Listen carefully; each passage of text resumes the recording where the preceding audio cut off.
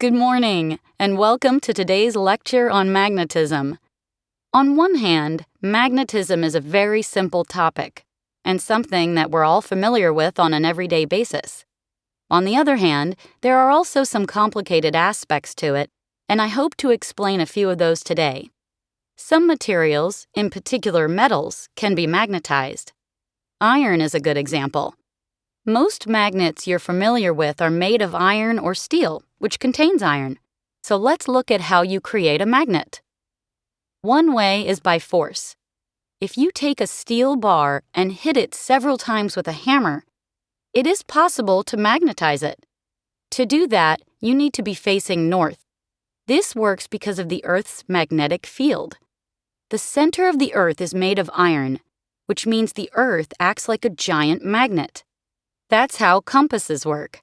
They are basically magnets that line up with the magnetic pole of the Earth. You've probably used a compass in the past to find the direction of north. Each atom in a steel bar acts like a very small magnet, but the steel bar itself isn't a magnet. That's because the atoms are all pointing in different directions. When you hit a steel bar, you make the atoms line up with the magnetic pole of the Earth. When enough of the atoms are facing the same way, the steel bar acts as a magnet. You can also create a magnet by using another magnet. You move the magnet along the steel bar in one direction, and this lines the atoms up. And a third way of creating a magnet is to use electricity. This is an electromagnet. To do this, you need a piece of iron with a wire coiled around it. When an electric current passes through the wire, it turns the piece of iron into a magnet. One question you may have is, why can you magnetize metal, but not wood or plastic? The answer lies in the atomic structure of those materials. And it's the same reason why metals conduct electricity and wood and plastic don't. It's all about electrons. Metals have electrons that are free to move around, while wood and plastic don't. Now, one of the main uses of magnets is in electric motors, and I'd like to explain that now. Did you hear about the guy who became an internet star after he took the trip of a lifetime to Las Vegas? Joseph Griffin borrowed his son Ewan's handheld camera for the trip, but he couldn't have been familiar with it because he recorded the whole trip on selfie mode. Instead of recording the sights of the city, Joseph managed to film close-ups of his own face while pointing the camera the wrong way. Ewan posted the video on YouTube after his dad returned from Las Vegas, and now more than 2 million people have watched it. Perhaps Ewan should have given him the instruction manual before he hit the road. A young woman from Kenya named Sevelin got a lot of international attention when she photoshopped herself into other people's vacation photos on a social media page. It looked like she was exploring the globe. Sevelin, who couldn't afford a vacation but who really wanted to travel, appears in different images at world-famous sites. In a happy ending, Nairobi businessman Sam Gichuru offered to pay for Sevelin to make her trip to Asia. He made sure Sevelin didn't have to rough it around China, booking her a stay in a 4-star hotel, paying for travel insurance, and even giving her extra money for travel expenses. What do you do if you break up with a boyfriend or girlfriend just before you're about to go on vacation? This was the question facing Jordan Nexani. The answer? He posted an online ad for any woman with the same name as his ex-girlfriend to join him on his world tour because he had already bought the plane ticket with her name, Elizabeth Gallagher. Several women applied, but Jordan only chose one Elizabeth Gallagher to accompany him on the trip. The couple traveled light and visited different cities around the world, including New York, Paris, and Hong Kong. Elizabeth admitted to having a boyfriend back home who may have felt unhappy that his girlfriend was jetting off with the mystery man. "He understands that I've always wanted to travel," said Elizabeth. After 3 weeks in 8 countries, the couple returned.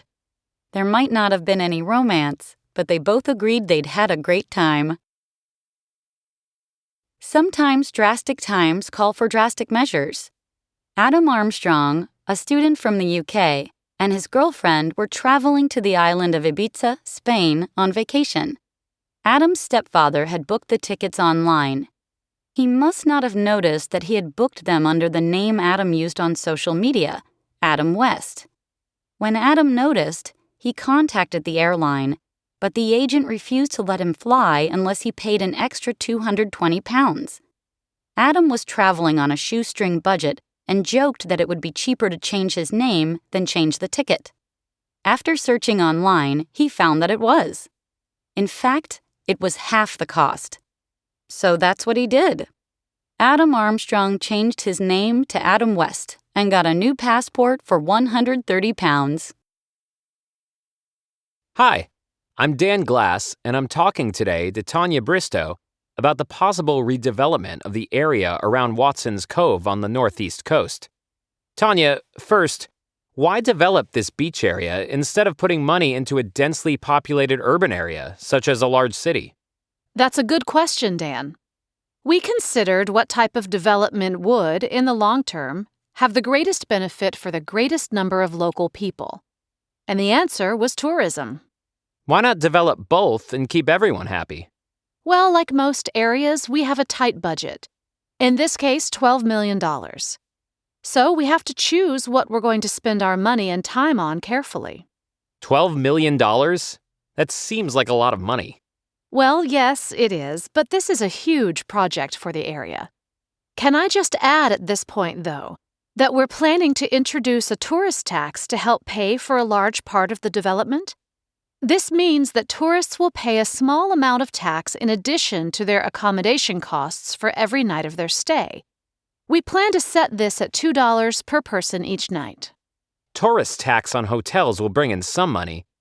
I know they have that in place in countries like New Zealand. Yes, and in many European countries like Spain. And what's the view of local residents on this redevelopment project?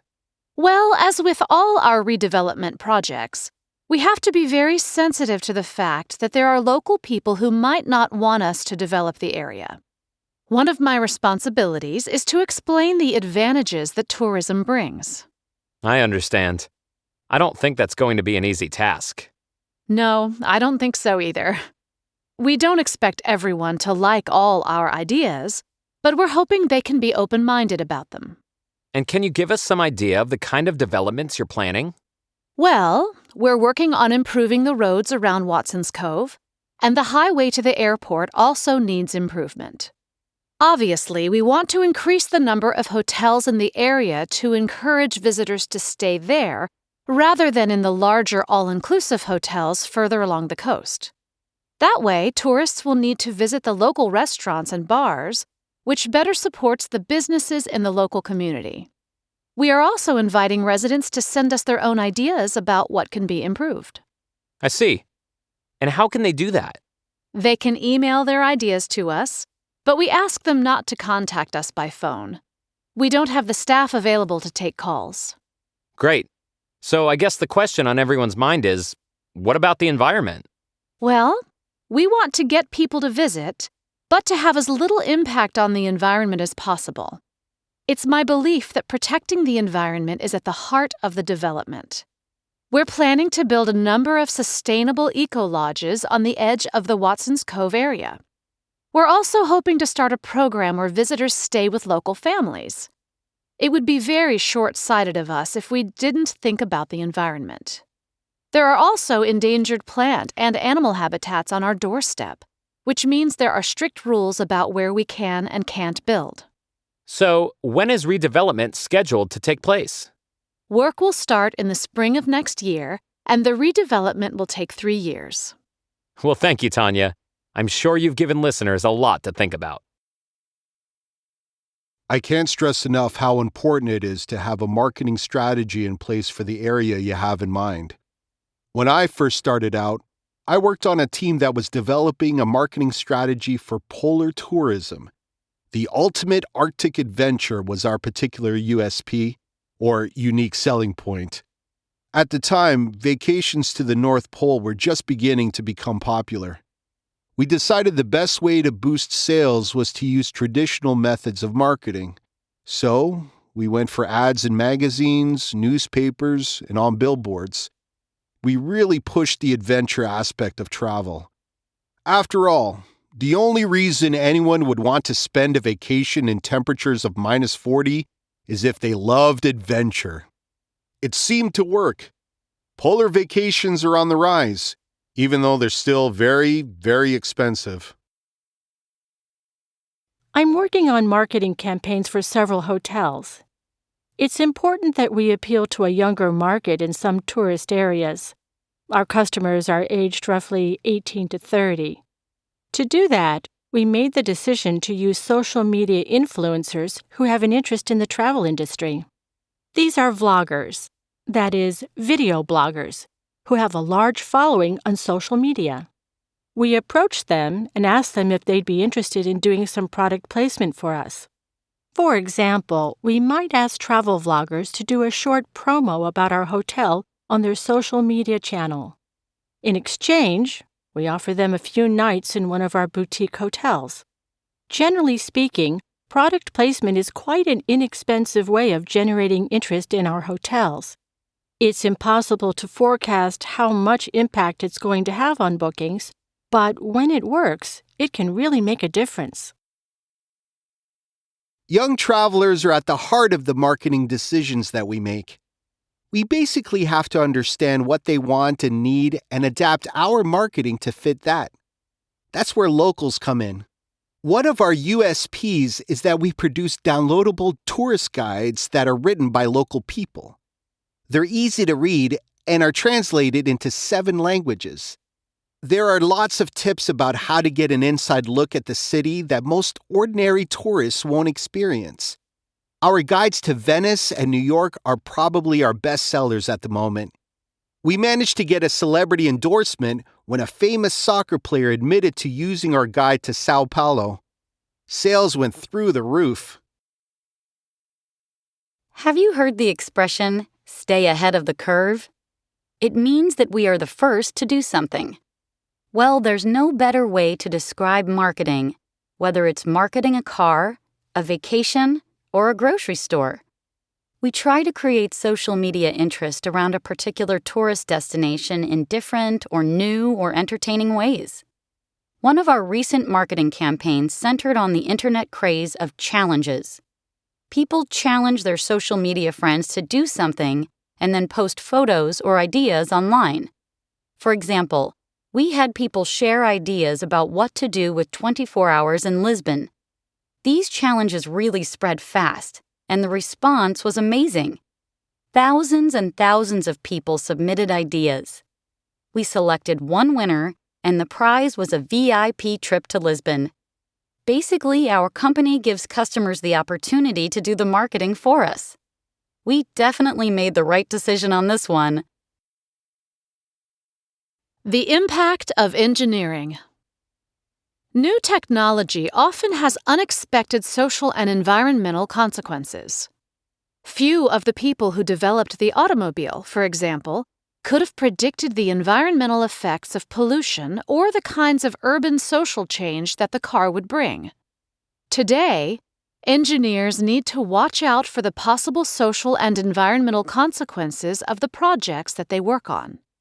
They can no longer get away with considering profit alone. The cell phone, which has increased in popularity over the past 2 decades, is a very good example of technology that has had enormous social and environmental effects.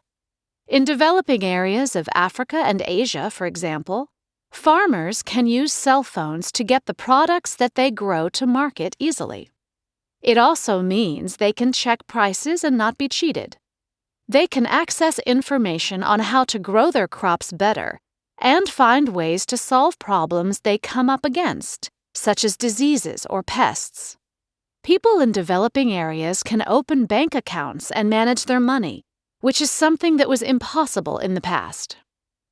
However, the cell phone has also had serious negative effects in some areas. First of all, cell phones contain rare chemical elements which are often mined in Africa. The need for these elements sometimes means that people are forced to work in dangerous conditions to keep up with the demand for cell phones. When people throw away their old cell phones, the chemicals can get into the environment, which causes pollution. Even if cell phones are recycled, there's still a chance they will be thrown away one day. Then, the e-waste may be burned, which adds to the problem of pollution. Engineers now realize that they need to look at the social and environmental consequences of the products they design from the beginning. This has led to some innovative thinking in cell phone manufacturing. One good example is the Fairphone 2, which is described by the manufacturers as the world's first ethical modular smartphone.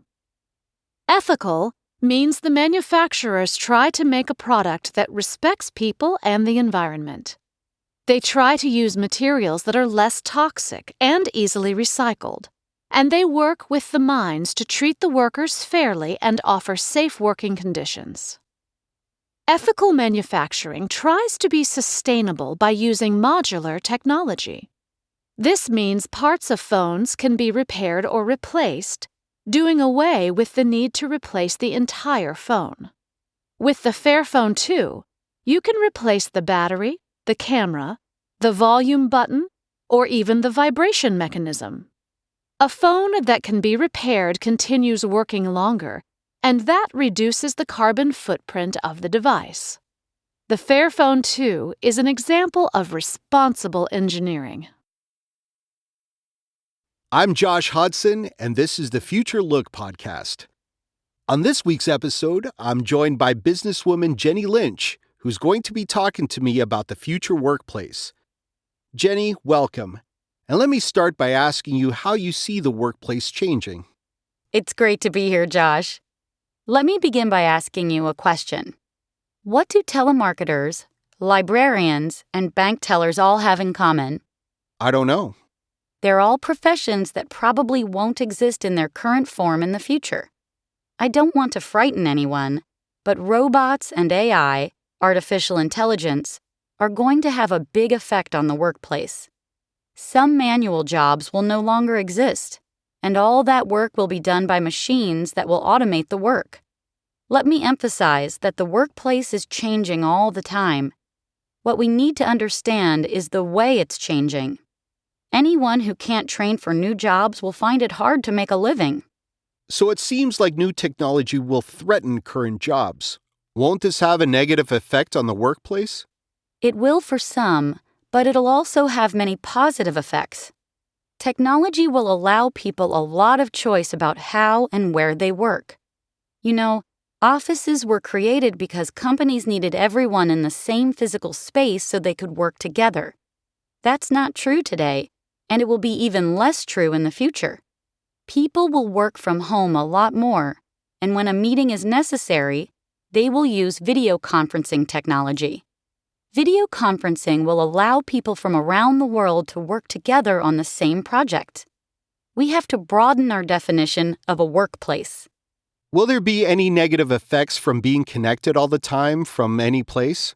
Many people today feel that they are always on. In other words, they receive emails, texts, and other messages from work all the time, evenings and weekends included, and there is pressure on them to respond immediately. That will get worse.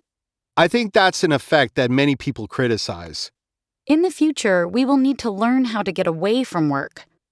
That will be very important for people's mental health. In what other ways is the workplace changing? The recruitment process is changing. What employers want to find is a person who can demonstrate the right skills for the job. One way they do that is to use online services that match the job with the right person. It's going to become more important in the future to have the right online profile that shows what you can do. So people looking for jobs will need to personalize their online profiles. Exactly. You know, there are other interesting developments in recruitment. Some companies are starting to add video games to their job interviews. Really? How does that work? The people they interview play a game where they are given a situation, such as a problem to be solved. The way they solve the problem tells the company a lot about how they think. It shows how easily they give up or how good they are at coming up with new ideas. The company considers that information along with what's on the candidate's resume. We might see more of that kind of thing in the future. So all those hours playing video games might not be wasted. They say that people who play a lot of video games don't have an advantage because it's not about speed or practice. It's about how you react to a situation. I've also heard about something called gamification. Can you explain what that is? Yes, of course. Some companies are trying to make work feel more like a game to motivate their employees. How? For a long time, companies have created competition between employees based on performance data. How well people do their jobs. They gave awards like Salesperson of the Month, that kind of thing.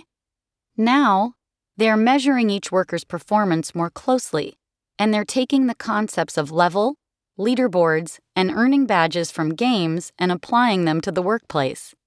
For example, workers might earn a badge when they complete a certain amount of training. Companies can also encourage workers to cooperate in teams by making a project feel more like a game. They might give the team a prize for completing a stage of the project, or each person might score points for how well they work with other people. We should expect to see more use of ideas from games in the workplace. Jenny, this has been a fascinating look into the workplace of the future. I hope you'll join us again on a future episode. Thanks very much. My pleasure, Josh. I'd love to come back. Have you seen this website, Leon? It's all about how people are adding things to their bodies or using technology to make themselves better or stronger. Really, Anna? Like what? Well, for example, some people have a microchip inserted into their arm. It produces a kind of radio signal. You can scan your arm to do things like unlock your front door or even pay for things. It sounds really cool. I'm always losing my keys, so that would stop me from locking myself out of the house. What do you think? Yeah, you'd find it really useful. I can imagine other uses for it, like getting on public transportation or identifying yourself to security systems. But I'm not comfortable with having electronic devices inside my body. Are there any dangers? It doesn't hurt or cause any medical problems, but it says here that you could get a computer virus that you can then pass on to other devices. I think some people are also concerned about data privacy. Yes, that would be one of my concerns, too. Here's another device, a powered exoskeleton. It's like a robot that you wear. People are starting to use them in factories. Exoskeletons allow people to lift much more weight and carry things farther. With some of the exoskeletons, you can lift around 90 kilograms easily. It makes you into a kind of superhuman. It would be useful for firefighters and other emergency services. I'd be worried that I'd break something.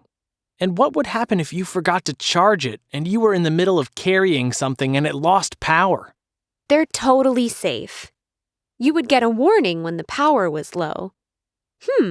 It says here that powered exoskeletons might help people walk again after an accident. I think we're going to see a lot more of that technology. I'm sure you're right. Here's another thing we're going to see more of. Translating earbuds. You wear them in your ears like normal earbuds, and they translate what you hear into your own language in real time. You need to connect them to an app on your phone. It means two people can have a conversation without speaking the same language. The manufacturers claim that they work with around 40 languages. That sounds great, but it means that everything you say goes through their translation system. What if you wanted your conversation to be private? Maybe that's a problem. But if they work well, it means everyone could communicate with everyone else without spending years learning a foreign language. That would be amazing. So am I taking language lessons for nothing? That technology won't be in use for a while, so don't stop your language lessons just yet. The do's and don'ts of Casual Friday. You may have heard the term Casual Friday. Employees are allowed to dress down for a day instead of wearing their usual business clothes. It's a trend that's been around for some time now, but it's not one that's without issues. The Friday dress code can vary widely from one company, one city, even one culture to another, says Irina Gomez, CEO of a travel firm based in Chicago. It's a real dilemma simply because there are so few clear guidelines about what is acceptable to wear and what isn't. I don't blame people for getting it wrong. She advises her clients to be wary of dressing too casually. It's better to be overdressed than underdressed. Remember that the workplace is not where you should make bold fashion statements. If you're looking forward to wearing casual clothes, think business casual rather than weekend casual, and save your on-trend ripped jeans and t-shirts for nights out. So what does a casual Friday attire mean in practical terms? This largely depends on where you live and what's in fashion. In Australia, for example, casual dress is largely the same for men and women. Men should wear a shirt, but no tie, with dress pants and a jacket and dress shoes. You may see some men in jeans, but that's unusual, says Sydney-based business executive Daniel Armstrong. For women, a skirt, dress, or dress pants are okay. Heels aren't essential, but don't even think about wearing sandals, for men or women. Nobody needs to see your toes. In the U.S., the Casual Friday dress code varies from coast to coast. In cities along the East Coast, the dress code is fairly conventional. A dark jacket, blazer, or sweater for both men and women, with pants, not jeans, or a skirt for women. This look tends to get more casual the farther west you travel across the country. This more casual look may include jeans, boots, vests, and jackets. In California, particularly in the entertainment and tech industries, people are much less likely to worry about dressing up for work at all. Jeans, t-shirts, shorts, and Hawaiian shirts are all perfectly acceptable on any day of the week. As Indigo Walker, executive director of a San Diego tech firm, says, "For me, it's not about following fashion. It's much more about what new ideas my employees can bring to the table." So, now we turn to my favorite fashion item, the good old sneaker. Everyone has at least one pair, and some people never wear anything else. I'll tell you a secret. I actually own about 15 pairs. But some of the things I've learned this week have really impressed me. Did you know that about 400 million pairs of sneakers will have been made in 1 year by just one company? That's Adidas, by the way. How incredible is that? What I discovered is that the process of getting a new sneaker from design concept to store takes about 18 months. Now, thanks to new developments in the manufacturing process, such as 3D printing, the time will be reduced to about 4 months. That's good news for all you sneaker fans out there who can't wait for the latest styles. It's not just the manufacturing process that's changing. Different materials are now being used to make sneakers. I've just heard that there's an innovative brand of sneakers called gumshoes from Europe. Gumshoes are the first sneakers to have been made from a kind of rubber that we call chewing gum. And they look amazing. They come from the Netherlands and were first produced in 2018.